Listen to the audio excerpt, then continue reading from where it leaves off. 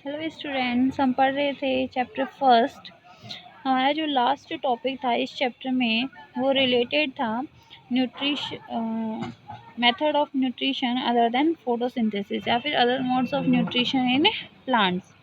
इसमें देखिए हमारा जो नेक्स्ट टॉपिक है वो होगा स्पैरोट्रॉप्स। देखो अपन ने लास्ट क्लास में ये चीज़ पढ़ी थी कि जो प्लांट्स होते हैं उनके अंदर बेसिकली जो फूड का सिंथेसिस होता है वो फोटोसिंथेसिस प्रोसेस के थ्रू होता है, लेकिन कुछ प्लांट ऐसे होते हैं जिनके अंदर क्लोरोफिल नहीं होता है। क्लोरोफिल नहीं होगा तो वो अपना फूड खुद सिंथेसाइज नहीं करेंगे, तो इसलिए उनके अंदर जो न्यूट्रिशन है उसके दूसरे मोड प्रेजेंट होते हैं, जिसके अंदर हमने कुछ पैरासाइट्स के बारे में पढ़ा था कि पैरासाइट्स होते हैं जो दूसरे प्लांट्स के ऊपर अपने फूड के लिए सर्वाइव करते हैं। ठीक है, इसके अलावा हमने पिक्चर प्लांट है जो भी इंसेक्टिवर्स प्लांट्स है उनके बारे में पढ़ा था कि कुछ प्लांट हैं जो इंसेक्ट से अपना न्यूट्रिशन ऑब्टेन करते हैं। तो उसी को देखो आगे अपन एक्सटेंड करते हुए आज स्पैरोट्रॉप्स पे पढ़ेंगे। स्पैरोट्रॉप्स देखिए एक इस टाइप के प्लांट होते हैं जो अपना फूड मटेरियल है डेड और डिकेइंग ऑर्गेनिक मैटर है उससे गेन करते हैं। तो देखो the plant which derive their food from the dead and decaying organic matter are called saprophytes और स्पैरोफाइटिक प्लांट्स या फिर इनको स्पैरोट्रॉप्स कहते हैं। जैसे देखो आप इमेज में देख सकते हैं फिगर 1.10 में आपको मशरूम दिख रही है। ये जो मशरूम है ये बेसिकली जो भी हमारा जो डेड मटेरियल होता है, डिके यानी सड़ा गला मटेरियल होता है, उस पर प्रेजेंट होती है। ये क्या करते हैं अपना जो फूड मटेरियल है, ठीक है, जैसे कि मैं आपको एक इमेज बना रही हूँ, तो ये मान लीजिए कोई भी डिकेइंग मटेरियल है तो इसके ऊपर ये कुछ इस टाइप की स्ट्रक्चर्स आ जाती हैं। ठीक है, इनको अपन क्या बोलते हैं, मशरूम। ये एक टाइप की फंगस होती है। तो ये फंगस जो है अपना फूड किससे ले रही है, ये जो डेड मटेरियल है, सड़ा गला जो भी अपने होता है, जैसे कि आप देखते हो पील्स ऑफ फ्रूट हैं, जो भी हमारा रोटन फ्रूट है, ठीक है, उन सब में उन सब के ऊपर ये क्या हो जाती हैं, बारिश के मौसम में जब कंटिन्यू उनको वाटर मिलता रहता है तो उस टाइम पे ये आ जाती हैं उनके ऊपर। देखिए the mode of nutrition in plants such as fungi, bread mould. देखो अपन अपने ब्रेड के ऊपर भी आप देखते हो, जब अपन ब्रेड लेके आते हैं उसको 2-3 दिन बाद में उसके ऊपर एक ग्रीन ग्रीन कलर की या ब्लैक ब्लैक कलर की कॉटन टाइप स्ट्रक्चर आ जाती है, उसी को क्या बोलते हैं, फंगस बोलते हैं। मशरूम है, इसके अलावा some bacteria like lactobacillus azotobacter is a saprophyte because they derive their food from dead and decaying matter. क्योंकि ये सभी अपना फूड किससे लेते हैं, डेड और डिकेइंग मैटर से, यानी कि जो सड़ा गला ऑर्गेनिक मैटर है उससे गेन करते हैं।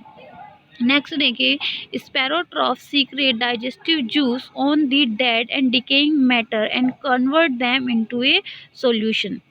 Then they observe the nutrition from it. Spores of fungi are always floating around in air. They start germinating when they land on wet and warm things. Fungi grows on shoes, clothes, pickles and other articles in warm and humid water. अब देखो जो स्पैरोफाइट्स होते हैं ना, इनके अंदर एक specific character होता है, वो क्या कि ये हमेशा जो वार्म और ह्यूमिड मटेरियल होगा उसी के ऊपर आएंगे। अब देखो गर्मियों में हम देखते हैं हमारा फूड है उसके ऊपर फंगस वगैरह कम आती है, सर्दियों में या फिर बारिश के मौसम में ज़्यादा आती है। क्या होता है देखो कि जैसे कि इन्होंने यहाँ पर फंगी के बारे में बताया है कि ये हमारा कोई फूड मटेरियल है, डिकेइंग फूड मटेरियल है। ठीक है, फंगी के क्या होते हैं, इस टाइप के स्पोर्स टाइप्स होते हैं। यहाँ पे इनके जो स्पोर्स हैं ये पूरे एटमॉस्फेयर में फैले हुए होते हैं। जैसे ही ये मतलब कि स्पोर्स है इसके अंदर आते हैं, अब इसको कंटिन्यू जो है वो कैसा मिल रहा है, वार्म मिल रहा है। ठीक है, कंटिन्यू जो भी हमारा मतलब कि डेड मटेरियल है उस पर अगर अपन कंटिन्यू वाटर वगैरह देते रहेंगे, ठीक है, वार्मनेस रहेगी, ह्यूमिडिटी रहेगी, तो एक टाइम बाद में उस पर क्या आ जाएगी, फंगस जैसे आ जाते हैं। अब बेसिकली फंगस जो हमारे शूज़ हैं, क्लॉथ्स हैं, पिकल्स हैं, ठीक है, उन पर आकर जमा होती है। अब इसमें देखिए next in other mode of nutrition two different kinds of organisms work together for their mutual benefits। देखो जैसे कि अपन ने ये पढ़ा अभी एक तो अपन ने हिट्रोट्रॉफिक पढ़ा था जिसमें अपन ने पैरासाइट और होस्ट पे पढ़ा था। एक अपन ने स्पैरोट्रॉप्स पे पढ़ा है। स्पोरोट्रॉप्स में अपन ने पढ़ लिया है कि जो भी प्लांट्स हैं, fungi type, mushroom type plants है, वो अपना फूड है डेड और डिकेइंग मैटर से गेन करते हैं। अब देखो हमारे पास तीसरे टाइप का मोड ऑफ न्यूट्रिशन आता है जिसको अपन बोलते हैं सिम्बायोटिक न्यूट्रिशन। क्या बोलते हैं? सिम्बायोटिक। सिम्बायोटिक में क्या होगा, देखो जैसे अपन पहले की बात करते हैं, ठीक है। पहले में अपन ने देखा था ऑटोट्रॉपिक में कि ये एक प्लांट है ना। इस प्लांट के ऊपर जैसे कस्क्यूटा टाइप आके रह जाती है, तो ये इससे क्या करती है, कस्क्यूटा है, अमरबेल है, वो इस प्लांट से न्यूट्रिशन लेती है। इसको बदले में कुछ देती है? नहीं देती। जैसे कि अपने जो मतलब कि ये जू होती हैं हमारे शरीर पर, वो क्या करती हैं, माइसेस हैं, जू हैं, ये क्या करती हैं, हमारे शरीर से खून चूसती। क्या बदले में हमें कुछ दे के जाती है? एक्सचेंज में नहीं दे के जाती, ठीक है। फिर अपन स्पैरोट्रॉप्स की बात करें। स्पैरोट्रॉप्स में जो प्लांट है वो अपना फूड मटेरियल है डेड और डिकेइंग मैटर से लेते हैं। तो क्या ये मशरूम है, इसको रिटर्न में कुछ देता है? नहीं देता। लेकिन अगर अपन सिम्बायोटिक की बात करें तो सिम्बायोटिक में दो प्लांट्स, ठीक है, जो प्लांट है, दो प्लांट है, वो एक दूसरे की हेल्प करेंगे, ठीक है, एक्सचेंज में एक दूसरे को कुछ देंगे। तो देखो इसमें लिखा है कि the two different kind of organism work together for their mutual benefit. दोनों का क्या होगा? म्यूचुअल बेनिफिट होता है। जैसे देखो इसमें लिखा है algae which is an autotroph and fungus is a saprotroph live together in lichen. अब देखो अपन बात करते हैं लाइकेन में, मतलब कि जो सिम्बायोटिक न्यूट्रिशन है, सिम्बायोसिस है, इसमें अपन लेते हैं एल्गी और फंगस का एग्जाम्पल। एल्गी हमें पता है ग्रीन कलर की होती है, जो ग्रीन कलर की हो तो अपना फूड खुद प्रिपेयर करती है। तो एल्गी जो है वो फंगस को फूड प्रोवाइड करवाती है और बदले में जो फंगस है वो एल्गी को शेल्टर प्रोवाइड करवाता है।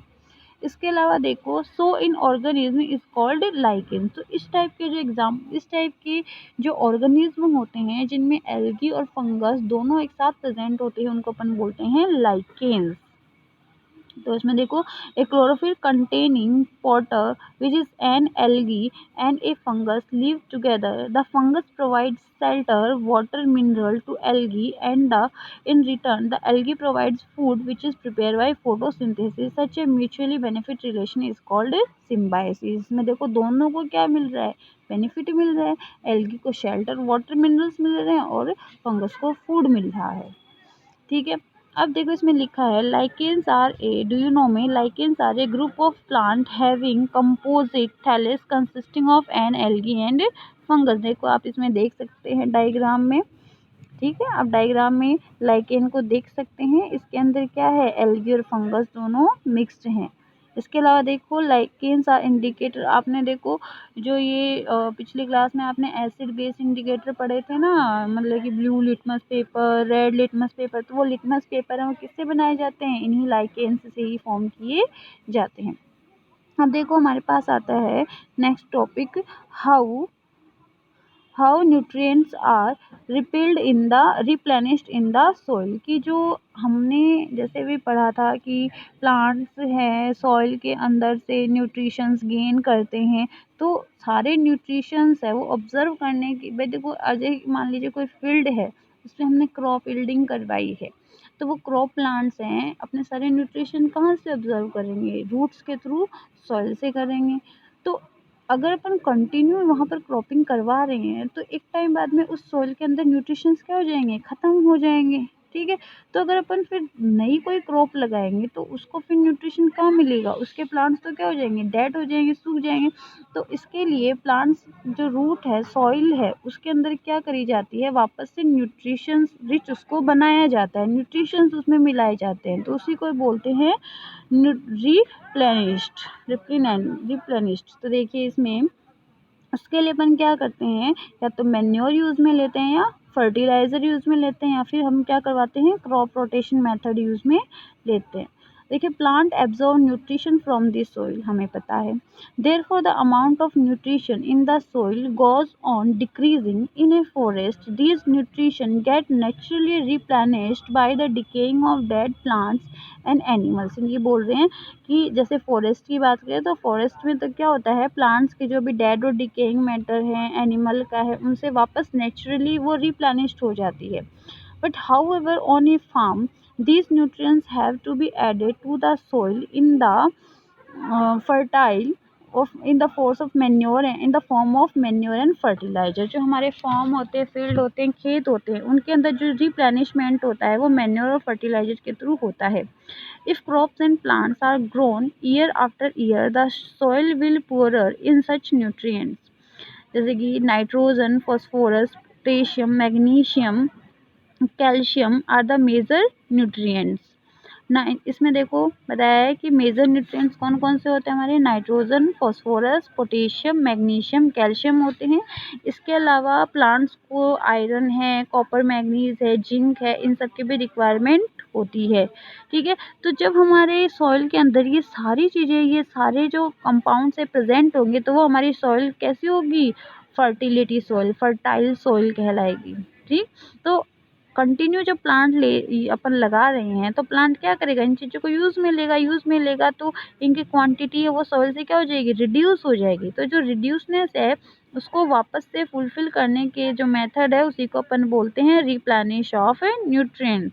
तो देखो replenish of nutrient doing by the using of manure, by the using of fertiliser and by crop rotation method. Manure आप सभी को पता ही है कि फार्मर्स हैं जो भी एनिमल रेसिड्यू हैं, प्लांट रेसिड्यू हैं, उनके थ्रू बना सकते हैं अपने फील्ड में.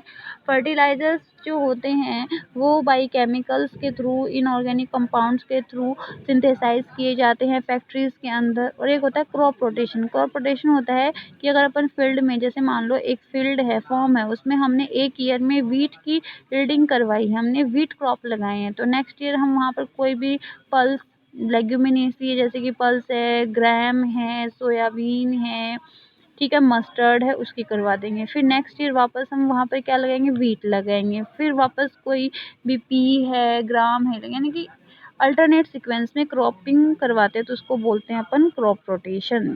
क्लियर है. तो ये हमारे कुछ इसके अंदर, इसके अलावा हमारा जो रिप्लेनिशमेंट है, जो लेग्यूमिनेसी प्लांट होते हैं जैसे कि ग्राम है, पी है, मूंग है, बीन्स है, उनकी बात कर रहे हैं.